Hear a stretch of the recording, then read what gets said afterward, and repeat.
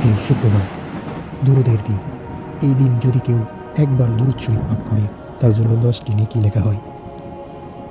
আবার এই দিনই পৃথিবী একদিন ধ্বংস হবে। এই যে আমরা মানুষ, আমরা মূলত সবসময় গোছানো জিনিস ছেড়ে কখনোই অগোছানো জিনিসের দিকে যেতে চাই না। আমাদের উচিত ছিল দুনিয়াকে ভুলে, অর্থাৎ ভুলে না, বেসিক্যালি দুনিয়ার থেকে যতটুকু দরকার শুধু ততটুকু নিয়ে পরকালকে গোছানো। কিন্তু আমরা মানুষ করি কি?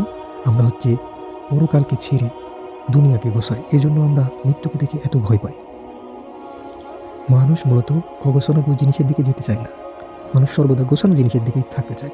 এজন্য আমরা মৃত্যুকে দেখে এত ভয় পাই। যদি আমরা মৃত্যুকে এত দাম যদি না দিই, অর্থাৎ আমরা যদি পরকালকে যদি গোছাতাম, তাহলে মৃত্যুকে দেখে আমাদের ভয় না, মৃত্যুকে দেখে আমাদের মনে হতো যে এটা আমার রবের কাছে যাওয়ার এক অনন্য রাস্তা শুরু।